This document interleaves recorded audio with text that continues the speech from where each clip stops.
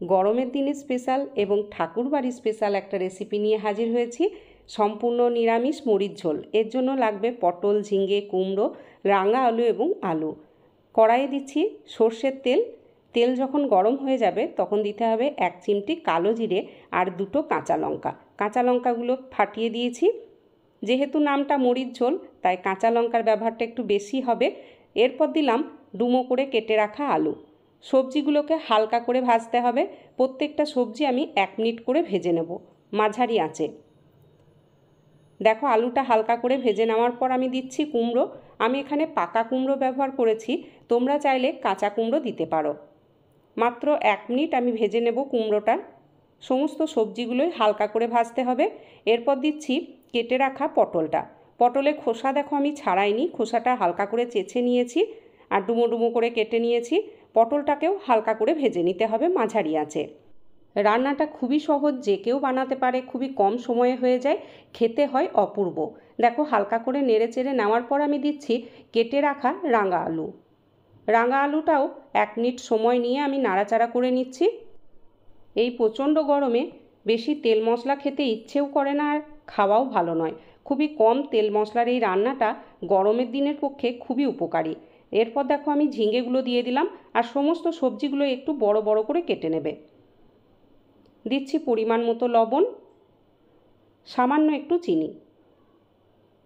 আবারও নাড়াচাড়া করে নিচ্ছি।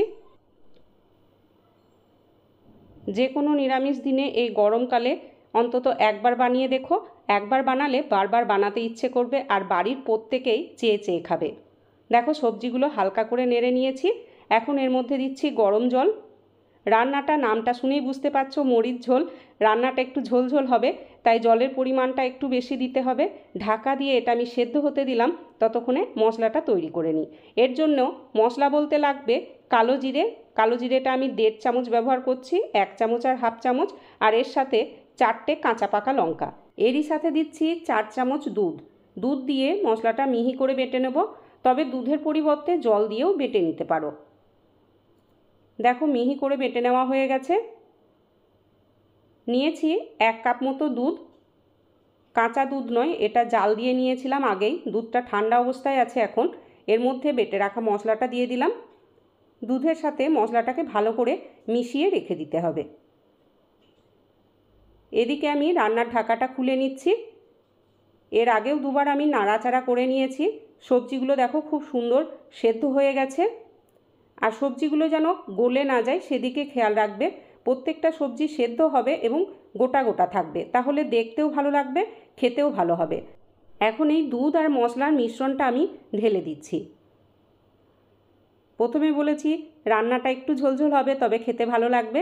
দেখো দুধটা দেওয়ার পর রান্নাটা আরও বেশ ঝোলঝোল হয়ে গেল। ঢাকা দিয়ে মাঝারি আঁচে 2 থেকে 3 মিনিট রান্না করে নেব। 2-3 মিনিট হয়ে গেছে, ঢাকাটা খুলে নিলাম। নামাবার আগে ছড়িয়ে দিতে হবে 1 চামচ ঘি। ঘি দিয়ে কিছুক্ষণ পর আমি গ্যাসের ফ্লেমটা অফ করলাম। ঢাকা দিয়ে কিছুক্ষণ রেস্টে রাখার পর পরিবেশন করবে।